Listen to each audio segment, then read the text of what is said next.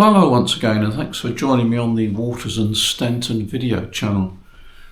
As you probably know, I'm quite interested in looking at some of the older antenna designs to see what was used, and perhaps more importantly to see what has slipped through the sort of gaps in the floor and disappeared and never to be seen again. Well, that's not quite true. But this particular antenna, I found it was published in Radio Communication, the RSGB magazine, back in May 1990. So it's 36 years old. It's actually probably older than that. But it was created by Bill Sykes, G2HCG. I'll just put up on the screen now a clip that I found. Bill Sykes was a British ham radio operator who held the call sign G2HCG. He was a very capable antenna designer and in 1955 published details of the skeleton slot antenna in the Shortwave magazine. The design became widely used in the design of VHF antennas. It became the popular way of building multi-element antenna arrays. He went on to create many other designs. Well, one of the antennas that he went on to design was something called controlled feeder radiation. Got a copy of it here. And it's an interesting antenna because it offers a lot of possibilities, particularly for those that want to work some DX, those that have got small gardens, and those that want something fairly simple that's different. And I think that's the great thing about this antenna. It's different. You know, we all struggle, a lot of us struggle to reduce the feeder radiation common mode currents. We know that it's not a good thing to have common mode currents. Amongst other things, it can cause problems in measuring VSWR, it can cause problems in trying to match the antenna, etc., etc.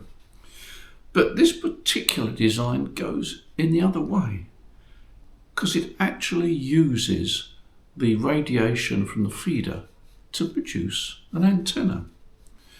And when I came across this design, I thought, wait a minute, this is something that is rather special, because it could be a way of working DX from a small garden with very little outlay.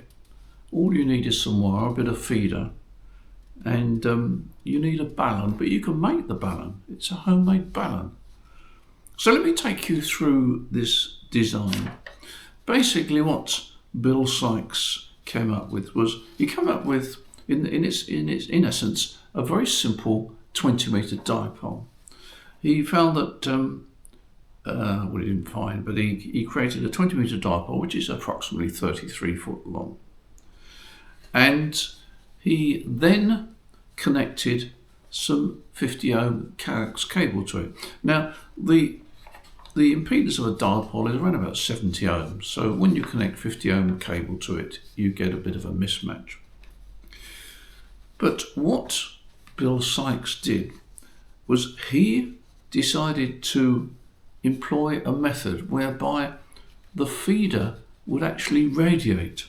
And the feeder would radiate a vertically polarized signal, which means a low angle signal, at the same time as also radiating a horizontally polarized signal.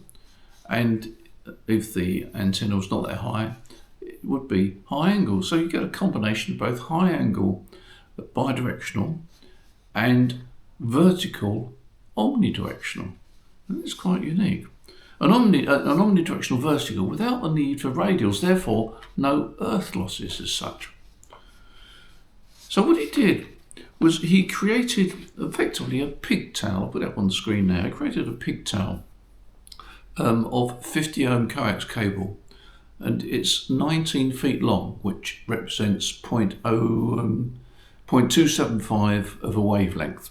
So it's just over a quarter of a wavelength. And this particular length of coax apparently produces a near 50 ohm impedance, which is ideal for the rest of the feeder going back to the station. This 19 foot length of cable is quite important. The 0.275 wavelength of cable is quite important.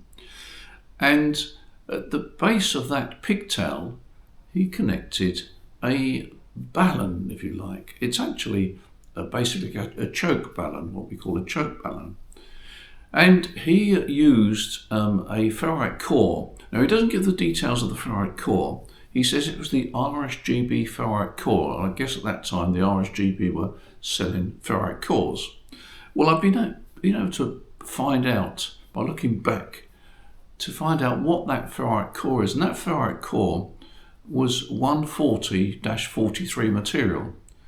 The 140 is the diameter of the core, and 43 is the material. Well, now 240-43 is a ferrite core that I've been using, same material, just a larger diameter. And I've put up on the screen now the actual windings that he used to create this choke balun. Now, there is a discrepancy on the printed page. He clearly says there should be 11 turns on that ferrite core. Clearly, look at the illustration, there isn't.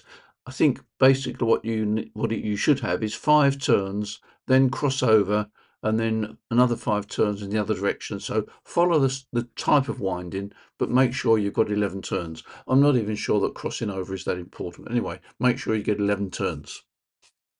And what this does, this actually chokes off the common mode current from that point back to the shack. He hasn't used a balun at the feed point, he's just used normal coax. This 90-foot length of coax at the feed point goes down to this choke balun, and in fact the choke balun can actually be formed by part of the feeder. He does make the point that if you're running high power, then use thinner coax for the choke balun and then thicker coax back to the shack. The idea is that the feeder is made to radiate, and the reason it's made to radiate is because it's choked off at this particular length. If you put a choke in at this particular length, the feeder will tend to radiate, and of course it radiates a vertically polarized signal. Now, it would be quite easy to erect a fairly low dipole because the pigtail is 19 foot, so therefore we could have the dipole at say 22 or 23 foot above the ground. I suppose it could be erected in a form of an inverted V, although I wouldn't go for an acute angle. I'd go something like that. I wouldn't go like that, I'd go like that. Otherwise, make it a horizontal antenna. And then feed it with 50 ohm coax going back to the shack. This will apparently create an antenna which radiates both horizontal high angle radiation and vertically polarized low angle radiation. Now, that to me seems to be quite an interesting project. And if you look at the design, you realise that it's not complicated to make. In fact, you could probably modify a 20-metre dipole you've already got. So I would be interested to find out if you have tried this design, or if you decide to try this design, how you get on.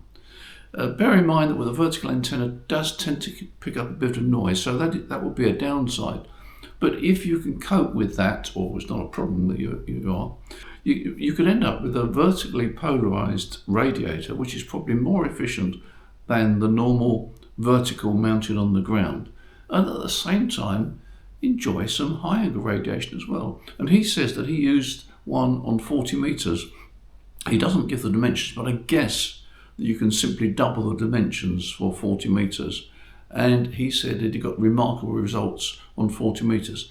But I suggest if you're going to try it on 20 meters, because it's easier to make, it's easier to fit into a small garden, and see how you get on.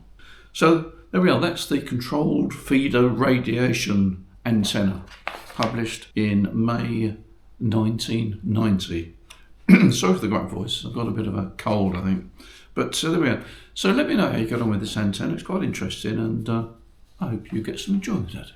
There we are. That's another area for you to experiment with. It's been in the shadows a little while, I think.